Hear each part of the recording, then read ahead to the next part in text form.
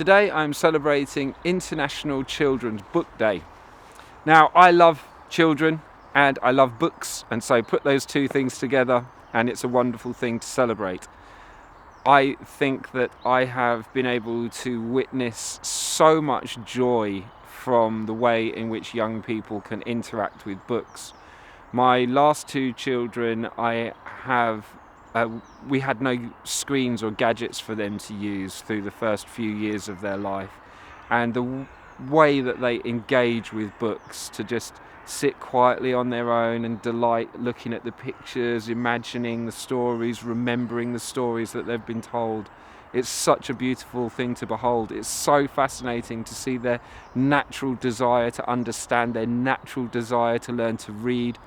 And although there is some reason for not encouraging children to read too quickly, Steiner was someone who was an advocate for allowing children at least 7 years before entering that world of symbology.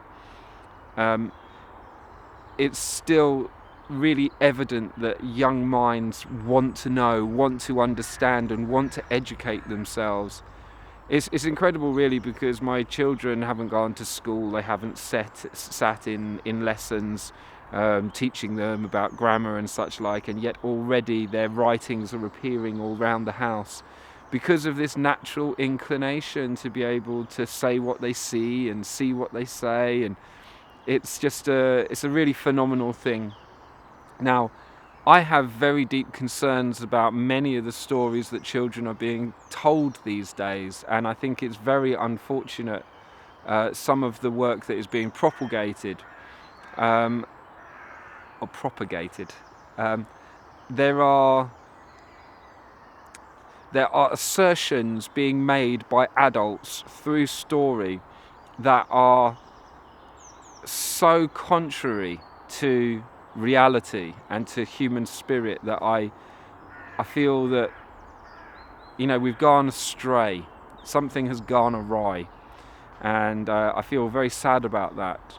So I now look more to the classics. I really try to, when I find books for children, I'm very commonly looking for older themes, where finding books that were written before the mind virus that seems to be sweeping the planet had really taken hold.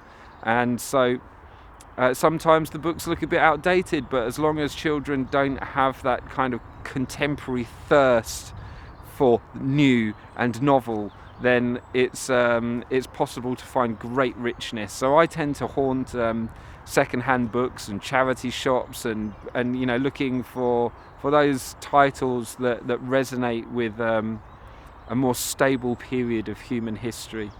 But regardless, there is so much to be said for books and for opening the minds of young people to the beauties of reality, as well as its horrors.